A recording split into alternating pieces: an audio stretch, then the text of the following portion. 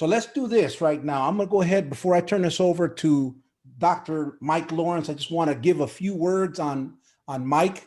It's really good to have you on here, man. And so Mike was voted one of the top 40 under 40 North America private equity and M&A industry finance and investing expert. He's an award-winning author and wealth strategist with over 250 paid speaking engagements that generated over $2 million in speaking fees. Hey, I'm not paying you, Mike. Hey man, I already, the invoice is in the mail, dude.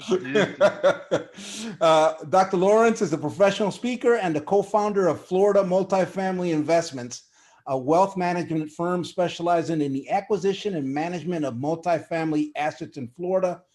Mike is also a former, well, I guess once a Marine, always a Marine. So Mike was also a Marine. And so always good to thank. Please don't hold that against me, Ray. Please don't hold that against me. All right, man. So, hey, I'll turn it over to you. You've got control of the screen and you can, okay, great. Can push forward. All right, everybody, you guys ready to rock? Do it. All right. So I'm going to go ahead and start screen share. Please, Ray, confirm that you can see the screen. We can see. All right. I'm going to tee this up by telling a little bit of a story. I do about 20 Zoom calls a week with prospective investors. And I have them fill out this form before they get on the phone with me. And one of the questions on the form is, how can I best help you? And I kept hearing from new prospective LPs, basically, hey, look, I'm not an Excel person. I don't like really to get into the numbers. I know it's important. Can you give me like the top, like 1 or 2 things that I can just look at to very quickly throw an opportunity in the trash can, or actually determine if I need to spend any time on it? So really the genesis of this presentation was born out of probably 250 Zoom calls with prospective investors over the last couple months. And so what I did is I took some of that feedback and I created this presentation. Typically this is about 1 hour and 10 minutes. I'm not gonna require you to stay on for that long. I've trimmed this down to about a 40 to 45 minute presentation, which means I'm going to move very quickly. So the rules of engagement are pretty simple. If you'd like to stop me, if you have a question, please just use the chat feature. I would rather not stop during the presentation because the chances are I'm going to answer your question. But if you do have a question, there are no dumb questions. Please just drop in the chat. Ray, I'll turn it over to you when we're all done. And then if you want to moderate a Q&A, depending on what time we have left, we'll do that, if that works. Okay. That's perfect. All right. So secrets to investing. How the heck can you, in 3 minutes or less, take a look at something and either throw in the trash can or move forward on it? That's really the purpose. And I'll start this presentation off by explaining to you that there is a massive tidal wave coming to the multifamily industry. And just to give you a sense, so if you remember the BlackBerry, right? Well, the BlackBerry was killed by the iPhone. Taxis, right? That was killed by Uber. Hotels like Marriott, where I have all my points, that's being killed by Airbnb. Even the US dollar is being killed by Bitcoin. Customer service people, they're going away and being replaced by bots. There's a term for this, and this concept is actually coming into the multifamily industry. In fact, baby boomers are being replaced by millennials in the workforce. So what do all these things have in common? They have this thing in common called creative destruction. If you want to Google it after we're done, basically it is the concept that every industry, everything follows an S-curve. There is an S-curve adoption amongst technology and economics that drives change. Every industry goes through it. Interestingly enough, the multifamily industry lags by about 2.5 decades compared to other industries that have the same amount of output. So we're kind of an old stodgy industry that doesn't change very frequently, but the time for change is ripe, which means the last decade that we were in as investors, 2010 to 2020, ain't going to be like the next decade for 2020 and 2030. And so the question that we want to ask ourselves is, as investors, as LPs and GPs, is how is it really going to differ? How is the last decade going to differ from the next decade? And I picked out this cartoon that I think really kind of sort of kicks us off. If you can read it, it's a little girl at a lemonade stand, and the post office guy is sitting in front, and she's got a little sign that says, "One glass of lemonade is $1 million." And she says, "Yeah, I know it's pricey, but all I got to do is sell one glass and I'm set for life." So that's economics, right? In a nutshell, that's just the concept of economics, supply and demand. And then on the other side, there's this thing called demographics. And when you look at these two concepts together, when you understand how they are going to change and how they've impacted multifamily and how they're going to impact in the future, you can actually, in 3 minutes or less, use these two concepts and either throw away an opportunity or take a look at it. I mean, there's going to be losers in the next decade who don't understand these, and there's going to be winners, people out there that are going to use these two tools to hunt for good opportunities and really focus their limited time and effort and resources on underwriting and chasing the right deals. Now, who is this presentation for? We're going to cover about 45 minutes of content, and it's going to fit and relate to two different types of people. Number one, if you're a limited partner, there's a couple people on this call today that are in their first LP deals. One gentleman had 6 LP investments. This is definitely for you. If you are a general partner, syndicator, or someone who wants to move into that, as some of you said, this is also going to be for you. So really, it's sort of that bifurcated split between LPs and GPs. Two main things we're going to cover. We're going to cover the two factors that are going to drive returns in the next decade. And then we're going to get into a case study.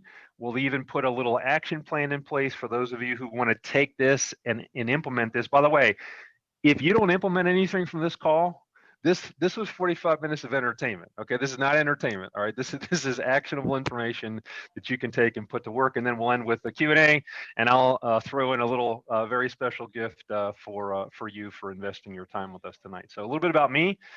I grew up on this dairy farm in Cumberland County, Pennsylvania. That's Amish country. I shoveled cow crap for 18 years before I decided that I didn't want to do that anymore. So I enlisted in the Marine Corps when I was 18 years old. The Marine Corps sent me to college on full scholarship. I did 4 deployments, 13 countries, 3 continents, got out as a 70% disabled vet in 2005 as a captain.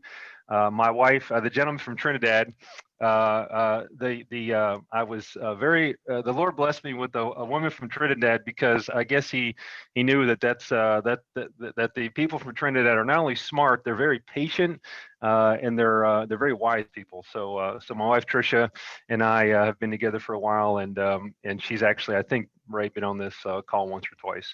I've got 3 degrees. One's a mechanical engineering degree from VMI, an MBA from UVA, and a PhD from Georgia State. Anybody who's been in investment banking or mergers and acquisitions knows that there is the Heisman Trophy Award, which is the top 40 under 40 given out every year at the Athletic Club in Manhattan. And so a couple years ago, really blessed to be able to go to New York City, get that award. And basically, it's like the who's who in investment banking and deal making. And really, mergers and acquisitions is the art and science of buying and selling companies. That's what we do in multifamily. It's just a different asset class than buying and selling a software company or manufacturing company. We're actually talking about walls and dirt and roofs. So I have taken what I'm going to share with you today, and it's been presented a couple hundred times. Basically, I took bits and pieces of different paid speaking engagements that I've done in the past, and I've sort of stitched together some actionable stuff so that you don't have to pay money and come see me speak live. You can come here for free. Ray has put together a phenomenal group of people, and it's good content. So I'm just going to ask you to keep patronizing Ray, keep coming back to this meetup every month, and you'll continue to get great content just like this. Okay, so I'm going to start with what I like to call the magic formula. And the magic formula for the next decade of investing is E times D equals HI. Okay, E times D equals HI. If you're going to take notes, this is about the time to pull out the notepad and the pen. Okay, E times D equals HI. Write this down. So E, economics, times demographics equals happy investors. Notice it's a multiplication sign. It's not a plus sign. These two factors are multiplicative, as we would say in finance. It's not 1 + 1 = 2. It's 2 × 2 = like 16. So it's actually it's not a linear relationship, and you'll understand that by taking a look at this quote. Clem Stone grew one of the largest insurance companies in the world, sold it for $1 billion, and he's very famously quoted with this quote that I like. I have it sitting in my office, and the quote is, "Little hinges swing big doors." In other words, in the multifamily investing space, little hinges swing the big doors of returns. And those little hinges are changing from the last decade to this decade. So let me define economics for you. For those of you who may not have an economics background, maybe heard of it, seen some news reports about it, maybe not even fully understand what it is. Economics, we're going to break down into macroeconomics, and macro is the science of money flows in, out, and through the US. All right, so that's macroeconomics. Microeconomics is the science of money flows in, out, and through your city. So macroeconomics, high level, that's US based. Micro, that's down at your city. So I'm gonna take a poll. So Ray, we're gonna open up the poll, and I'm gonna have everybody pull up their chat for a second. And so I'm gonna take a poll. I'm gonna ask you, who is the most powerful person in the United States right now? There is actually one person who controls the flow of money into, out of, and across the US. Okay, so you have 5 options. Okay, so I want everybody to open up the chat and drop your vote in the chat. Who do you think right now is the most powerful person in the US? I'm going to give you 3 seconds to open the chat. Drop the name in the chat. Ray, are we getting some votes in the chat right now? Yeah. Okay, everybody. I think we are. I think there's a good consensus here. Okay, who is the most powerful person in the US right now? Everybody got their vote in? Okay, everybody in there? All right, Ray, what are some of the answers we got right now? I think everybody's, and I don't know if everybody's cheating from the next one, but we all said Mnuchin. Okay, Mnuchin. Okay, he's the Secretary of the Treasury. I'm going to unfortunately burst your bubble, and they're all wrong. None of those people are the most powerful person in the country. This guy is the most powerful person in the country. This guy is somebody you need to know. You need to read his background. You need to understand how he thinks, how he operates. You need to understand his views on economics. You probably need to read some of his stuff on the internet. This guy's name is Jerome Powell. Jerome Powell is the chairman of the Federal Reserve. Just so we're clear, over the last 10 years, the chairmen of the central banks of the world have become more powerful than their elected counterparts. All the G8 countries in the world, if you look at the richest 8 countries in the world, the heads of the central banks are more powerful than their elected presidents and prime minister counterparts. And I'm going to prove that to you with data here on this presentation. So, by the way, in case you don't know, the Federal Reserve is a privately held company. It's not a government agency. It doesn't answer the President of the United States. The Fed doesn't answer to the Senate or the Congress. It is a privately held company founded by the 4 most richest families in the country. And because it's privately held, Jerome Powell can act and become an independent decision maker. That's really important. In fact, the Fed controls, Jerome Powell and his buddies at the Fed control 2 things. They control the federal funds target rate. See, a lot of people think, oh, the Fed controls the interest rate. Is that right? Baloney, that's not right. The Fed controls the federal funds target rate. They also control money supply. The federal funds target rate is the interbank lending rate that the big banks pay when they lend to one another and when the government lends to big banks. And so it is the strongest determinant over their overall interest rate, but they're not synonymous. And so you want to Google Fed funds target rate after we're done, after we get off this call. Money supply is equally important. In fact, today, as we sit here right now on this call, money supply is probably more important. So let me give you an analogy. If you don't have an economics background, I like to use analogies. I think analogies work well. So if you imagine you have an engine, a car engine, the oil that goes in the engine is the federal funds target rate. If you didn't put oil in an engine, what would happen? Obviously, it would seize up, the thing would overheat, the block would crack, and the engine wouldn't work. So the engine needs oil. In fact, it needs, in many cases, a lot of oil. So when the federal funds target rate goes down, that's like pumping oil into the engine. Now, the engine itself is money supply. The expansion of money supply, the expansion of credit in the form of money supply is like an engine. When you increase the money supply, it's like going from a 4-cylinder engine to an 8-cylinder engine. When you have more horsepower, the engine can produce more torque. It can go faster. It has more power. So money supply is like a power multiplier in the economy. Now, I'm going to show you a graph that really kind of gives you a visual representation.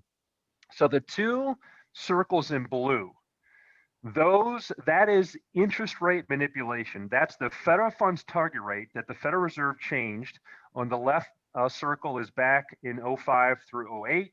That was the run up to the Great Recession. And then the Fed cut the rate basically down to zero by 2009. That's the leftmost circle. Well, in the rightmost circle, starting in Q1 of 2016, they started to increase the Fed funds target rate, which drove up the 10-year Treasury, which increased overall interest rates. That is, that's monetary policy. What almost nobody talks about is what happened in the middle. So the blue circles are like oil in the engine. The middle part, the red line, is like increasing the size of the engine, quantitative easing, or QE. We went through 4 sessions of QE, QE1, QE2, QE3, and QE4. And that was all during the Obama administration. When we went into the Great Recession, the Federal Reserve got together and they basically said, let's pump a bunch of liquidity into the marketplace. Let's expand credit to reduce to stimulate borrowing. And when borrowing is stimulated, it drives up asset prices, and which was effectively used to pull us out of the Great Recession. So the quantitative easing, or the pumping of the money into the economy, is like increasing the horsepower in the engine. Now, a lot of people think, oh, well, isn't that printing money? Isn't quantitative easing printing money? No, that's completely false. That is a misnomer. Quantitative easing is the borrowing of money. The way that it works is the U.S. Treasury sells 10-year Treasury bonds. They sell them in the open market on Wall Street. Then the Federal Reserve comes around and said, hey, wait, I don't want anybody to buy these treasuries. As the Federal Reserve, we're a privately held company. We're going to buy up all these treasuries. Now, let me ask you a question. When you decrease the supply of a commodity, what do you think happens to the price of it? When you decrease the supply of a commodity, what happens to the price? It goes up. So this is a legal way that the Federal Reserve tricks the market into constraining the supply in the bond market. Now, it has a very powerful effect. When the interest rates go down, in other words, the Fed buys up all these 10-year treasuries, it sucks up all this liquidity out of the marketplace. That makes the 10-year treasury go down, and guess what happens to the stock market? When interest rates go down, what happens to the stock market? It goes up. So it took us, just as a matter of comparison, it took 7 years. 7 years for the stock market, the S&P, the Dow, the NASDAQ, 7 years for the stock market to recover from the low in October of 2010. That was the low. The Dow was at 6,800 in October of 2010. It took about 7 years for the Dow to get back to where it was. Does anybody know how long it took for the stock market to recover from the COVID CARES Act bailout? Just drop your answer in the chat. How long did it take for the stock market to recover from COVID? I'll give you 2 seconds to drop an answer in the chat. 7 years to recover from the Great Recession, 7 weeks to recover from COVID. Why? Because we pumped 2.5 trillion, that's trillion with the T, into the bond market. That was the Federal Reserve buying up all those treasury bonds. That stimulated a downward pressure on the interest rates, which drove up the stock market. Now, you might say, well, what effect might that have on us? I'm going to show you that this is not good.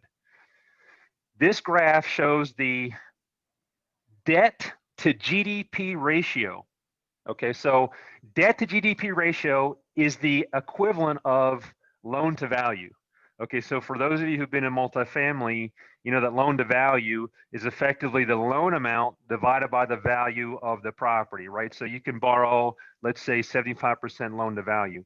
Well, when you gross that up to an economy like the US, you measure debt to GDP. That's effectively the amount of debt we got divided by the output of the country. Go back to World War II. That was the first time since the Civil War, doggone, like 80 years since we had gone over 100% debt to GDP. And guess where we're going today?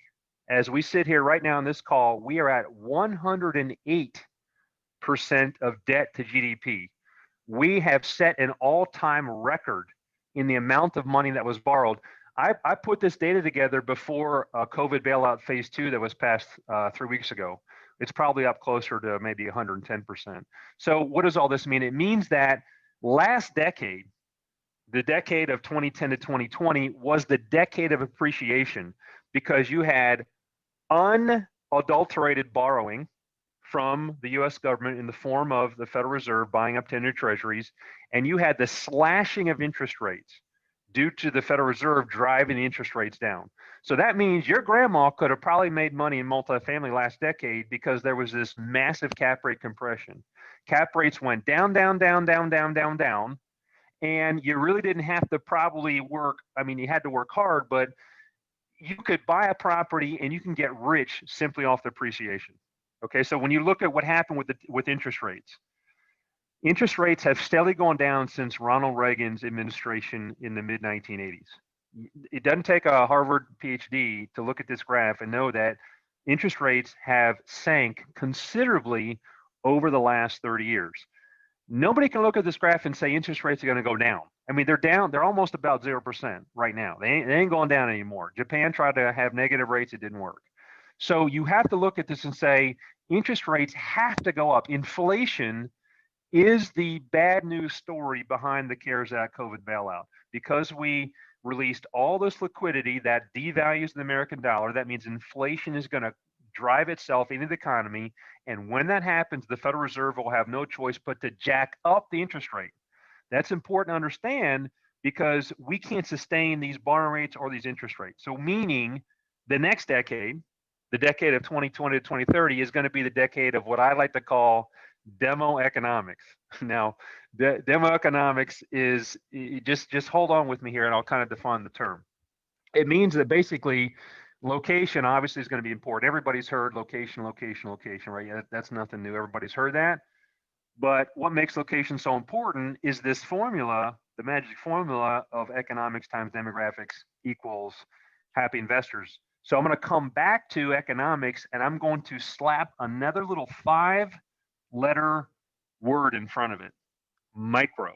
You see, microeconomics, if you're not smart about microeconomics in the next decade, there's a good chance you're going to get crushed with your next investment because microeconomics are going to drive returns in the 2020 to the 2030 decade in a way that they didn't drive the returns in the last decade. In fact, when you take microeconomics and you join it together with demographics, those two factors are going to be the two most important factors when it comes to the next decade. Now, Ray, I'm gonna open up another poll here just to kind of get where everybody is. There are two factors that drive the overall valuation of properties. Okay, two factors. I'm going to have you vote. Drop in the chat which of these two factors, you can only vote one, open up the chat, and drop in the chat which of these two factors is going to drive property values more than anything else. Is it going to be cap rates? That's option A. Or is it going to be population growth? That's option B. Okay, so Ray, we got some votes coming in here. You got two options. You're either going to vote cap rate's going to be the most important in the next decade, or population growth. Which one we gonna pick? Ray, we got some votes coming in. Oh yeah, there's a lot of people think it's some sort of a trick question, but most think it's population. Ray, I'm hurt. They think I'm it's trying not to trick me. them. Come on. I'm just reading. Oh, breaking my heart here. So you're right. Whoever thought I'm trying to trick you, neither one of those are the most important. Job growth, of course, is going to be the most important. That's probably not new to most people. But what you want to understand is that people move to jobs. Jobs do not move to people. Even in the post COVID-19 era, with all the telecommuting and all the Zoom commuting, we are still not seeing, nor is it likely we're going to see significant job movement. There may be some corporate headquarters that leave California and go to Texas or Florida. That I'm not talking about that. I'm talking about by and large across the country, the headquarters of those companies won't move. So the way this cycle works is jobs create population growth. Population growth sucks people into a new market. That drives up demand for renters. That decreases the supply of the available apartment stock that's available. And then that creates the overall pro forma rent growth that we throw into underwriting.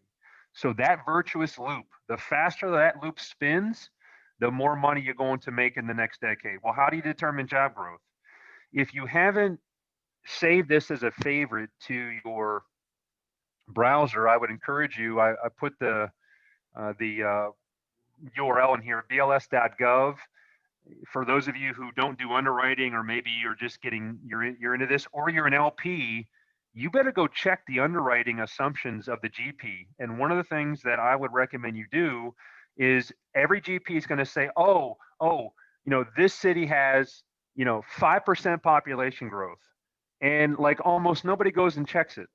So one of the most safest places you can go to check population growth is the U.S. Bureau of Labor Statistics.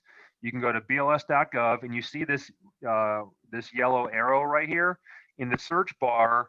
Search on the term ECON, econ, and then type in the city name after it, and then you'll get this thing called an economy at a glance for every major city. I just pulled up this Tampa one because we underwrite just about everything that's available in the Tampa Clearwater market. These are metropolitan statistical areas, MSAs, and when they roll up the census data, they roll up and mash it up at the MSA level. So you can see here this little red box that I put in there. You can look back.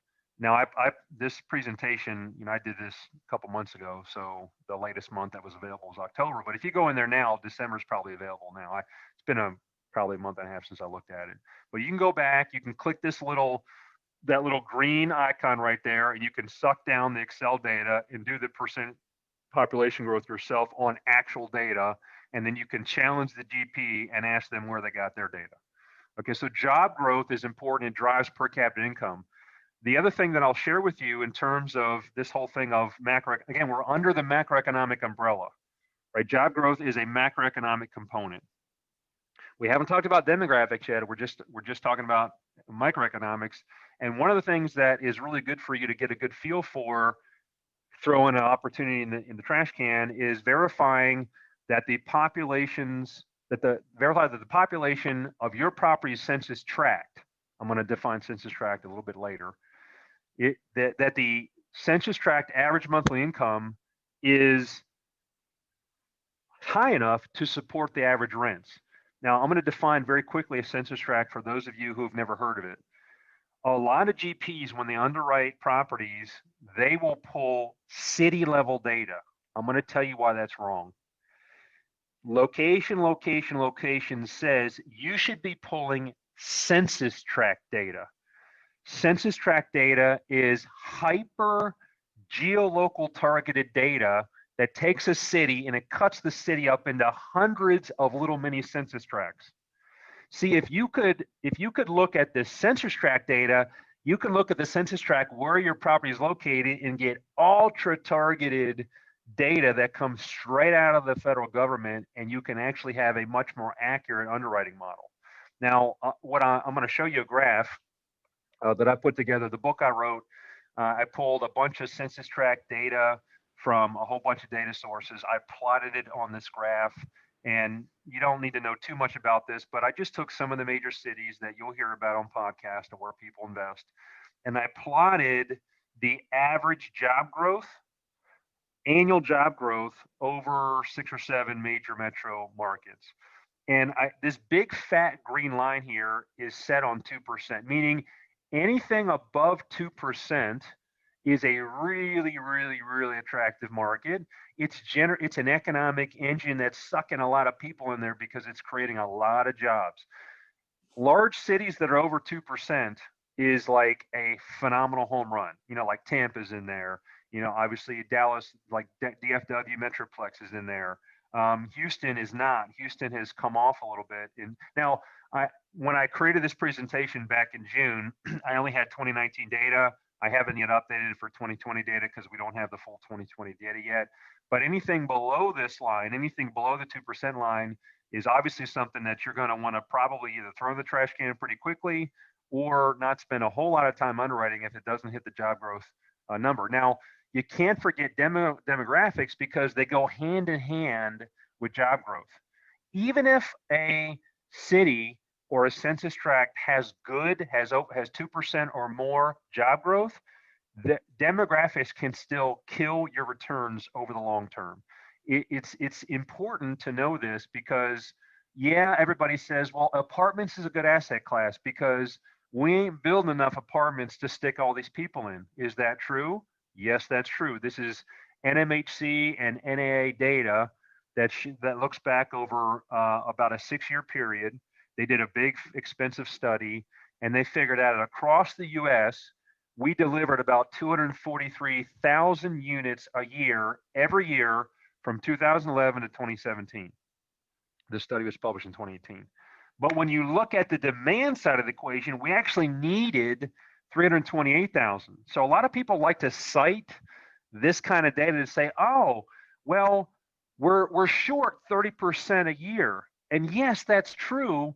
But if you paint with that big, broad brush, not all markets and not all census tracts are created equal. So as a general partner, I could throw this slide in a webinar and get you to feel good about investing in my deal, and maybe even try to relate this to the city that I'm in. But if I don't show you the census tract data, it could be a little misleading, and that's why I want to educate you about demographics next. So in the next decade, investors are going to need to know who, and I'm putting who in quotes, not just where to invest, because demographics answers the who question. So there are 5 avatars that are going to drive all the demand in the next decade. On the left-hand side, immigrants, there's going to be a huge one up here in the top. Boomers, as they sell their primary residence and move into apartments. We have minorities, and we have millennials and Gen Y. I'm going to go through very quickly. Now, I don't have time to go through all this, but I'm going to give you some data that you can use as you're underwriting your own deals, or even as you consider an investment as an LP, that the marketing plan and the go-to-market plan for the property manager better be baking some of this stuff in here, because this is what's going to drive the long-term returns on rent growth. I'm going to first look at immigrants. The immigration issue, I'm going to call it an issue because there's money to be made in immigration. We are right now undergoing a cataclysmic change in the U.S. when it comes to immigration. So the orange line is natural increase, meaning those are basically domestic births that happen that drive increase. The blue line is not people that are born in the U.S. that drive, but people that are born in another country and they move here. So we're about right here, right? So we're about right here, and you can see that over the next 12 to 24 months, and by the way, the Biden administration is even going to accelerate this. There's going to be a significant swing in who the renter demographic is going to be in most markets. So this is basically 2 stories, right? The previous story was, all right, you could market to a white, Caucasian, domestic born renter, typically no problem. Not going to be the case over the next 10 years. And I'm going to prove that to you with data. One piece of data that you might find interesting, once we hit 2021, next year, the Census Bureau predicts that we're going to have roughly 1 million new immigrants moving to the U.S. from another country. That's 2,700 people a day That's not a week. That's not a month. That's a day, my friend. And guess what they do? Do you think they buy houses when they move to America? We all know what they do. They rent. That is our market. Now, I want to talk a little bit about a Biden administration. I am extremely bullish on a Biden presidency for multifamily. I did not vote for Joe Biden, but I am very bullish on his immigration policy. When you read the stuff that President-elect Biden has put out on immigration, we're talking about a floodgate opening up on immigration. The H-1B visa issue is going to change. That's basically people who can legally come to the U.S.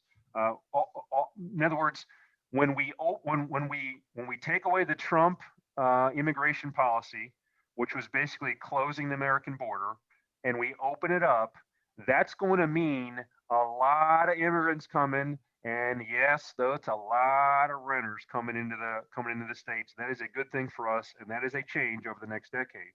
Now, who are they going to be? In this order, it's going to be Hispanics are number one, Asians are number two, blacks are number three. I'll give you a great case study. My wife, black family, comes from Trinidad, moves to Brooklyn, and they rent for the first 20 years they live in the States. Immigrants rent. That's the way the world works. And typically, they don't have the money to play the game with a 20% down payment. They don't have the credit to qualify for an FHA loan. And so if you look at this over the next 10 years, the majority is going to become the minority. In other words, Hispanics, Asians, and blacks are going to become the large force of renters. And if we are not paying attention to racial diversity in the marketing, you're going to lose. You're going to be crushed by somebody like me, who's going to put a lot of time and effort into putting marketing and tenant attraction that really is highly targeted to racial profiling, because let's face it, human beings want to rent from people that look like them. Like, that's the way it works. Like, when my wife's family moved to Brooklyn, they wanted to be around other black families. That's what made them comfortable. So to understand that, or to not understand it, is potentially dangerous for you as a GP, potentially an LP. Baby boomers. Baby boomers, they're retiring at 10,000 people a day. Right now in America, 10,000 baby boomers are retiring. That's going to continue through 2020 through 2030. And basically, these boomers are selling their houses and they're moving into apartments and condos in droves. The Census Bureau pegs it at about 77 million new renters are going to come from this demographic. 77 million. It's what I call the Club Med phenomenon. So there are value add opportunities if you are in a demographic where you're going to see baby boomer increase. What we're going to see in the next 10 years is we're going to see mixed use multifamily that either joint ventures with local docs or dock in a boxes, or they're going to turn one of their rooms, like in the fitness center, where the doctor can come in and do checkup visits. Like those are going to be some of the value add opportunities in the next decade that we didn't see in the last decade. Gen Y. Gen Y is statistically the largest demographic right now. The largest demographic over the next 2 years is Generation Y. There was a study done by the National Multifamily Housing Council, and they surveyed something like 77,000 Gen Y renters. And they said, hey, what's the single most important factor that you look at before you sign a lease on an apartment? And so the choices were pool, fitness center, in-unit washer dryer, reliable cell phone, and parking. Okay, so now, Ray, we're going to take another vote. Okay, now I'm not going to trick you. I'm actually going to show you the real answer. You've got these 5 options. They surveyed 77,000 Gen Y renters. Which one of the 5 do you think was the number one most important factor to Gen Y? Now, this is not a trick. I'm actually going to show you, and the most important one is on the slide. So, Ray, I'm going to give everybody 3 seconds. Drop your vote in the chat. Either pool, fitness center, in-unit washer, dryer, cell reception, or parking. Which one was the most important? Ray, we getting some votes in there? I think the overwhelming majority, is the reliable cell reception internet. Okay. Excuse me, it's 272,000. I thought it was 77,000. Pool was number 5. Parking was number 4. In-unit washer and dryer was number 3. And survey says fitness center was 2. And yes, reliable cell reception internet was number 1. How can you make money from this? By partnering with your local cable internet provider, creating an affiliate relationship with them where you can upsell the tenant on, say, a $50 one-time charge, or where you will bring in the cable technician to come in there and change the bandwidth setting on the router and dial it to a new frequency, and take his little signal finder thing in there and have them place the router in the apartment where it will create the best reception. Like a $50 upsell, maybe a $75 upsell. If you did that in your community, maybe you get 20% conversion on that. Or you can even create an even bigger upsell where maybe now, like a hotel, you can offer either basic internet or even maybe some super, upsell high speed. Either way, there's the concept here is knowing the demographic and being able to create value-add opportunities and marketing that aligns with what the heck they want. All right, so millennials, I don't have really too much time to cover millennials, but there's a lot of talk about millennials. Actually, Gen Y dwarfs millennials right now. Millennials are still living at home with their parents. They're not that, although millennials are is a demographic that's growing very quickly. Generational Y, which is the folks that are one generation older than millennials, are really driving most of the demand. But you want to understand millennials a little bit, because in the next decade, there will be a significant renter change in the renter base. Why? People say, well, millennials don't buy houses. Is that right? That's right, but you got to understand why. And I pulled a graph here. This is from Department of Labor and NCES, which is the National Council of Education, something or other. And basically, college tuition costs have increased 5x. Student loan debt, and by comparison, the cost of education has gone up 5x over the last decade and a half. And when you compare that to real wages, meaning when you inflation adjust how much money people make, real wages have been flat over the last 15 years. College costs going up 5x, real wages flat. So I bring this up to you because some people say, oh, well, when millennials get married and they start having kids, they'll buy houses. I do not buy that one bit. This college tuition cost and the debt that is on the balance sheets of millennials is not going to go away when they have children. When they have kids in the next 5 years, they ain't going to go away. In fact, when interest rates go up, when Jerome Powell increases the federal funds target rate and interest rates go up, many of these loans are variable rate loans on their student debt.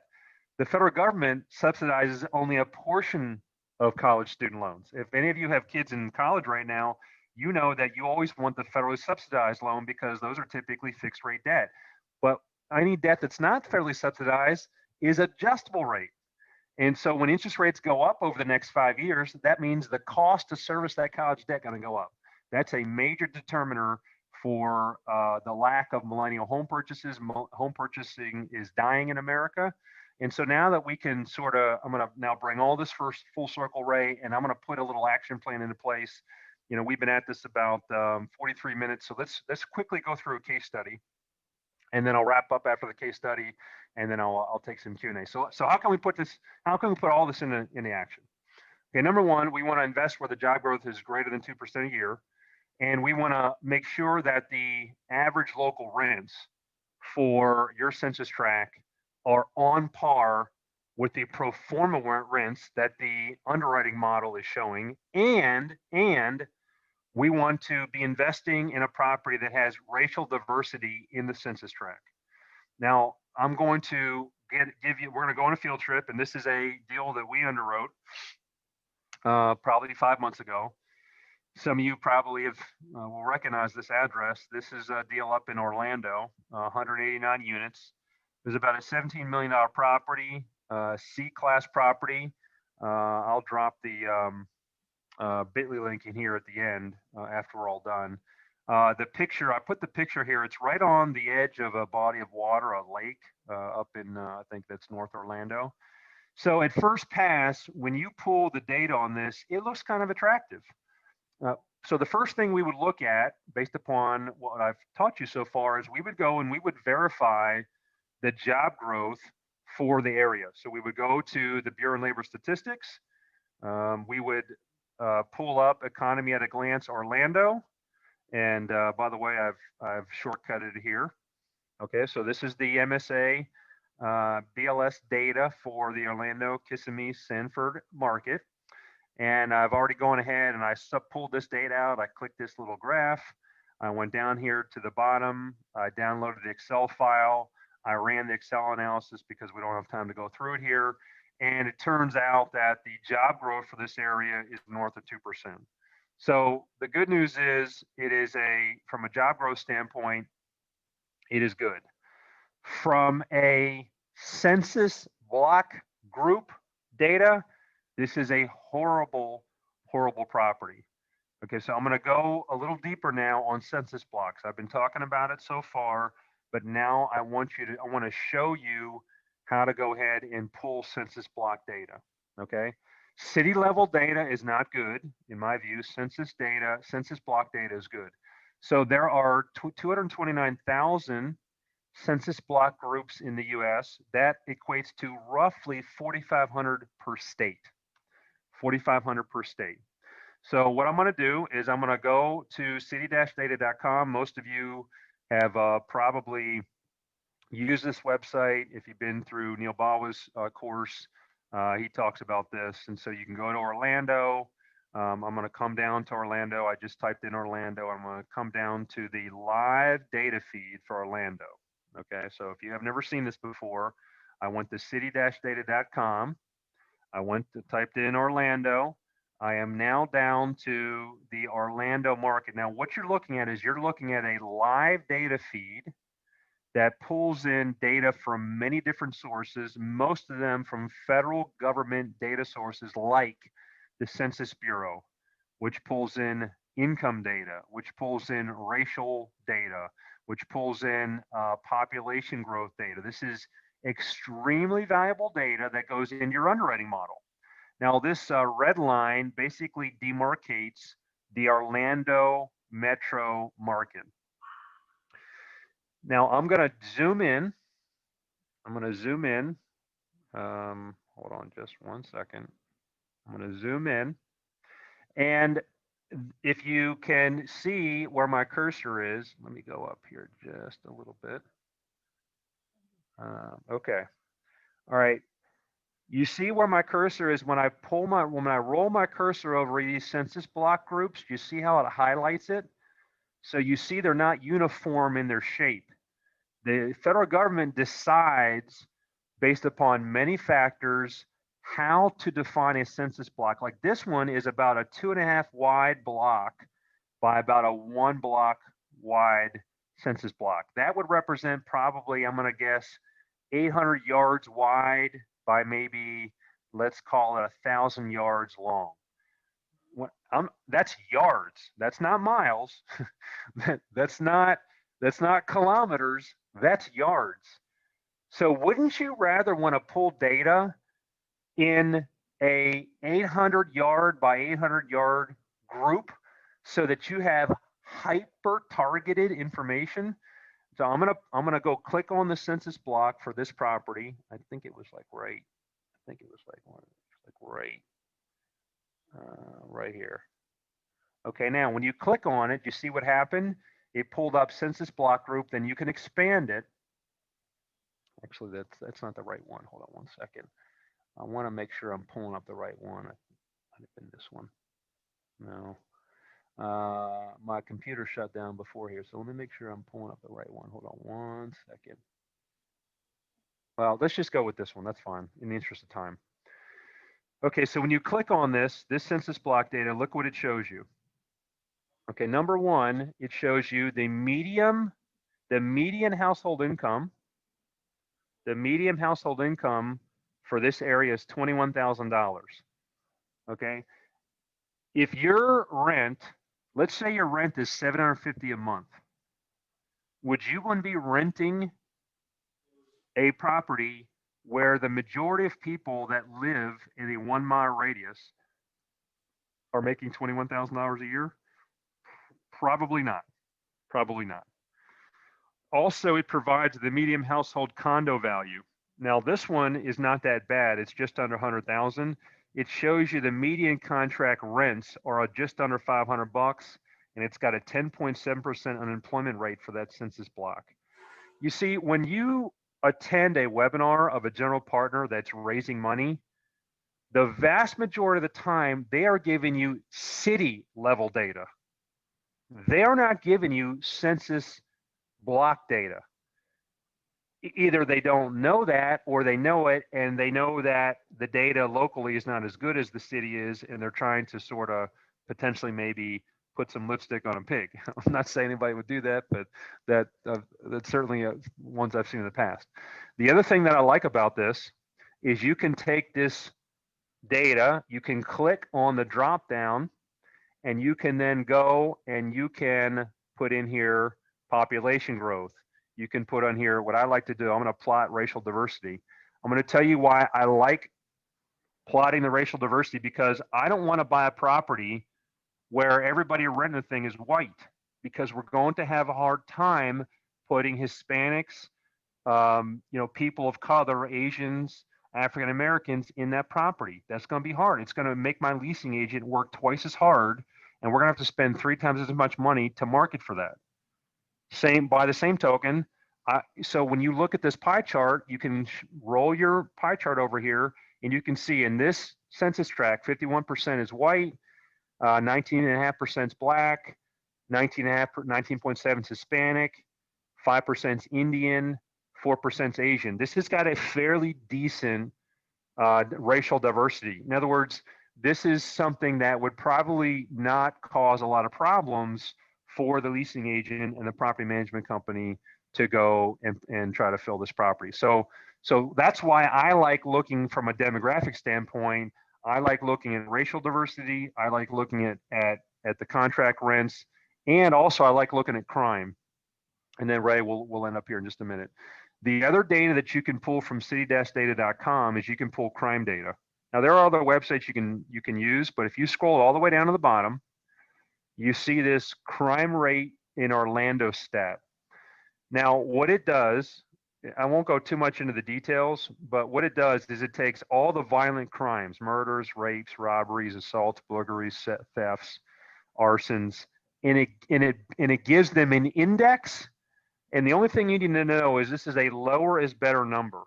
So going back to 2005, the violent crime index was 928.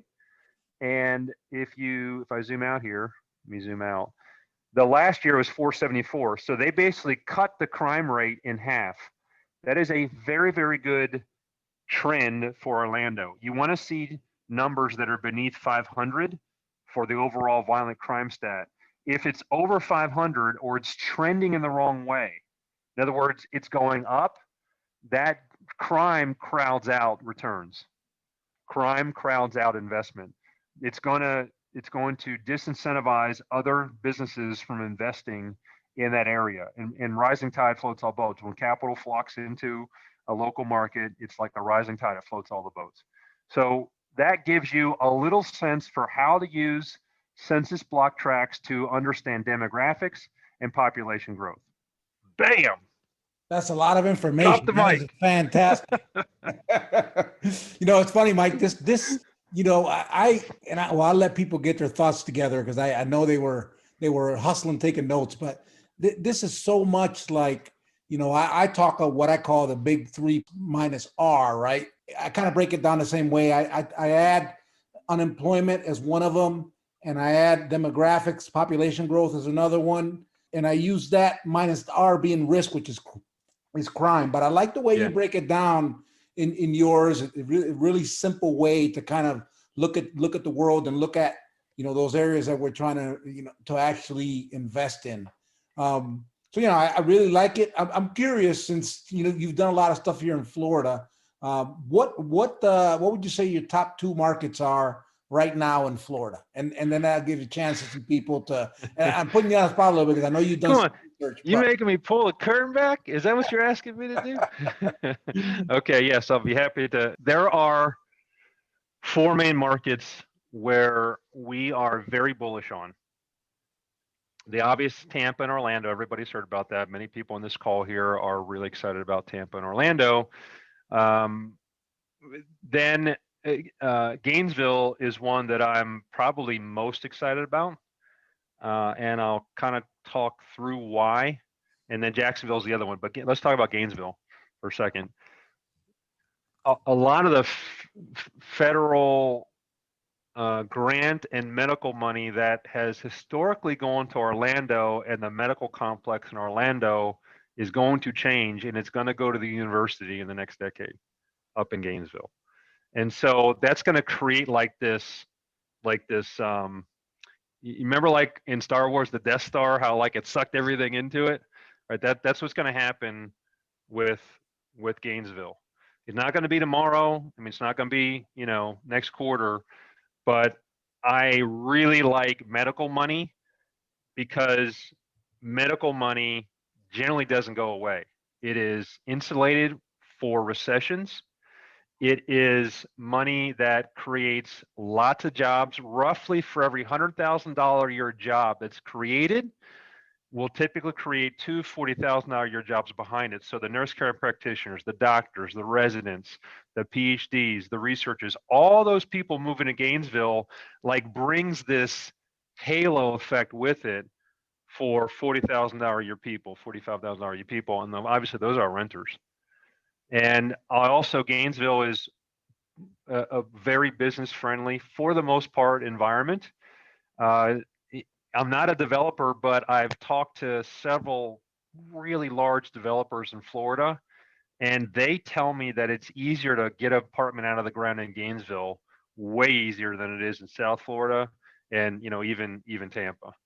So for all those reasons, I am very bullish on Gainesville, and so hopefully that answers your question, right? and you got the villages really close to there too. That is that without going into any more, but for sure that's a nice area there. By the way, this was an highly enlightening presentation. Very, very informative. Just have one question for you. Since the technology has been growing exponentially, things are changing and the landscape is changing totally. So, looking at the newer generation is more like people are about experience, not about kind of like our generation. We were like in the hoarding state. We wanted to buy a big house, big car. But the newer generation is all about experience. They don't care about anything. So did you factor that in when you were looking at all these graphs? And I wanted to understand that how technology is going to have impact on all this. Vinky, I have a section of the presentation that I had to cut out of here because we didn't have time for it that talks about that, but I'll kind of give you just a very quick snippet of it. It's what is generally referred to as the war for attention. So in marketing parlance, the war for attention basically means the power has shifted away from broad-based media, TV, radio, and it's shifting into social media, podcasting, and it's being fractured down into these hyper niches. And everybody born after like 1980 or 1989, or like let's just call it 1990, really makes buying decisions and purchasing decisions much more so on social media recommendations and what YouTube videos. And so the war for attention is all about the ubiquity in marketing. And I am a firm believer that the richest multifamily investors, they're going to be marketers who happen to be investors, not investors who happen to be marketers, if that makes sense. Thank you. Also, let me give you one resource here real quick. If you guys haven't read this book by Peter Diamandis, The Future is Faster Than You Think. He wrote a book called Abundance, which is really good. This is probably the best one. And this really gives you a lot of insight and data based upon Vinky's question. If you're a multifamily investor and you haven't read this book, I think you're behind. This is going to give you a really, really good insight into what's going to happen in the next 10 years in real estate, and then you can adapt that to our industry. I was reading this book today. Okay. Yep. The picture, and this is your presentation is so much aligned with that. I really enjoyed it. Thank you so much. Good. Thank you, Vinky, for coming. I appreciate that. So we have a question. Hamad asked about the Orlando market. Hamad, can you just kind of chime in and kind of give a little bit more on what you're asking? Yeah, absolutely. Hey, nice to see you again, Dr. Mike. Hey, Hamad, nice to see you again. Yeah, I was just wondering about the Orlando market, especially, with hospitality, how that's been impacted. I know there hasn't been a lot of change yet in the market, but are you expecting? Actually, there has been, Hamad. Yeah, Okay. we're already seeing a decrease in the 2-bedroom, 1-bath rental market, which is like the backbone of the, Right. of the holy grail of, the probably the most profitable unit aside from the 3-2, which you don't get a lot of, is that 2-1. And we've seen anywhere from a 70 to 100%, $100 a month drop in the monthly rent in the last 6 months. Disney announced 30,000 layoffs. Further, yeah. There's probably more coming. The vaccine, although we're just rolling it out in the U.S., but the CDC is saying like Q1 2022 before everybody's vaccinated. So the bid-ask spread is converging faster in Orlando than it is in Tampa.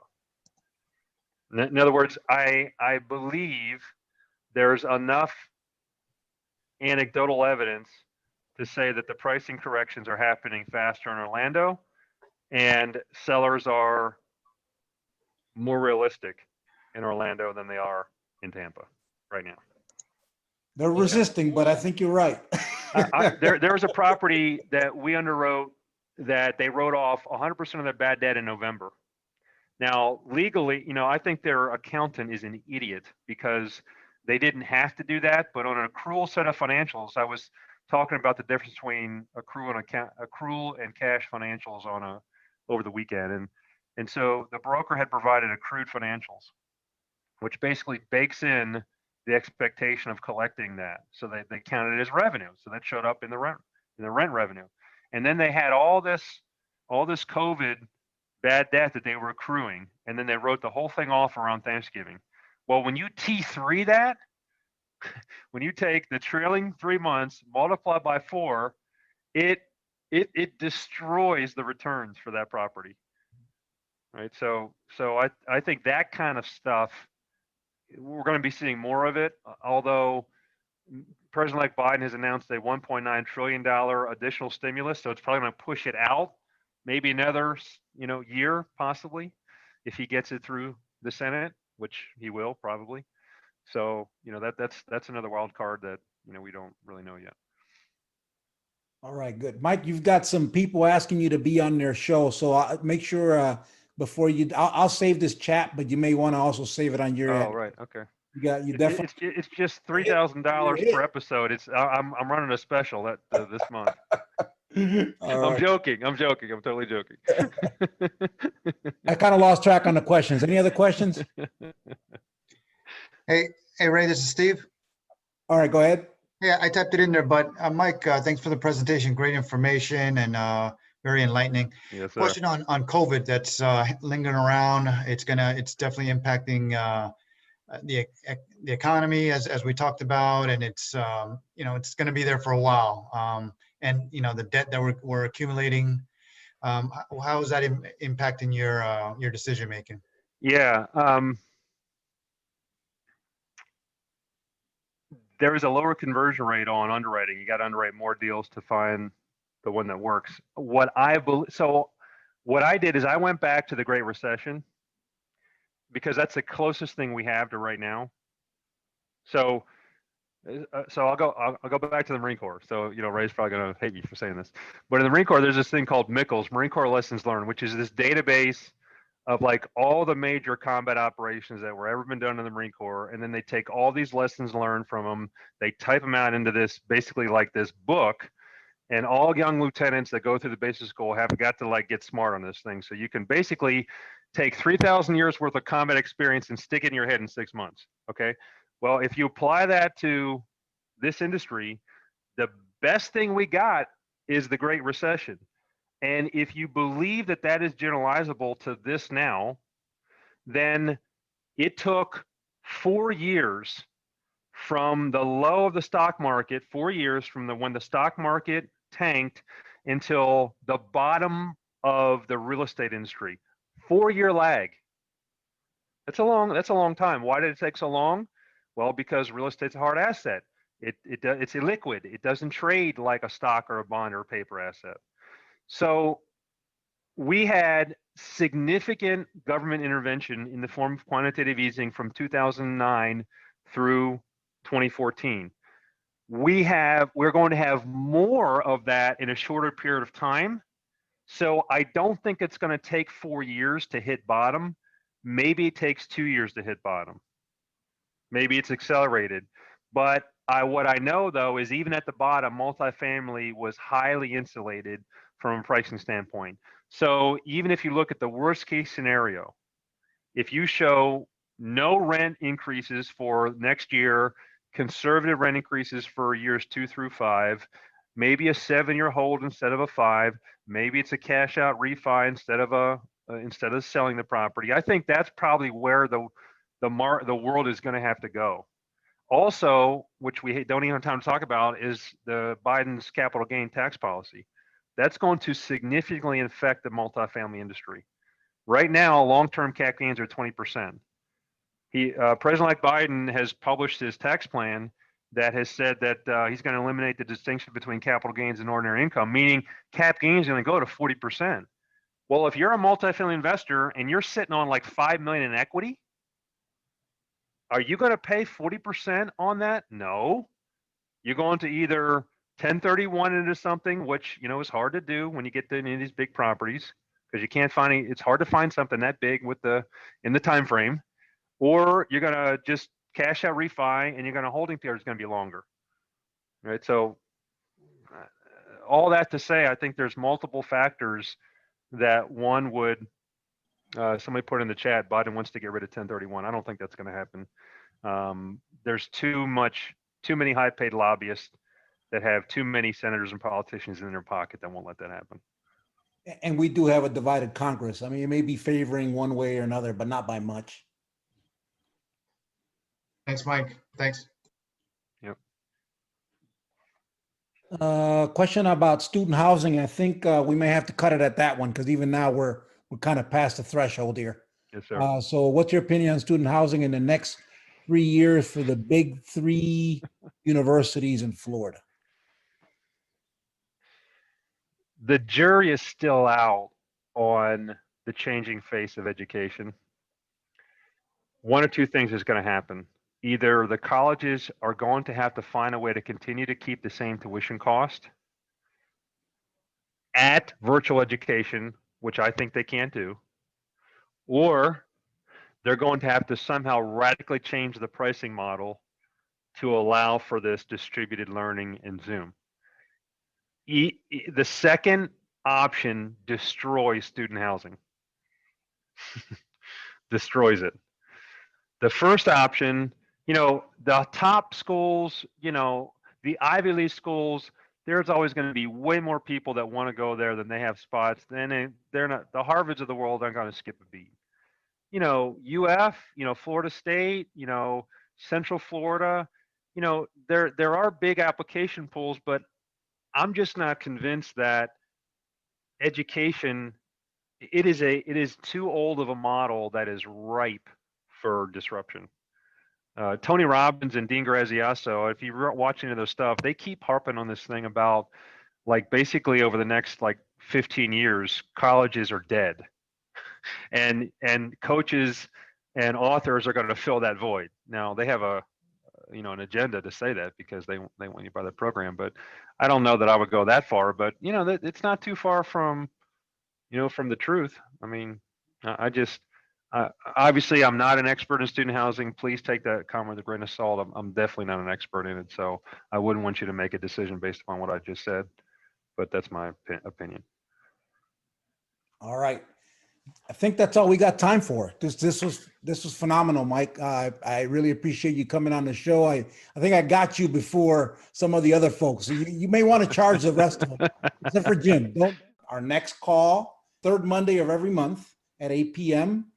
Our next call is going to be the neighbors group, who's the group that I have my solo 401k established with. I think it's something that if you haven't done it, that's almost using military language. It's a combat multiplier as it relates to investing, because it allows you to do so many things with that money that you wouldn't necessarily be able to do. And so I won't steal her thunder, but I do. If you have some questions, it's not as hard as you think, and you don't have to have this big business to stand it up. So I'll leave it at that.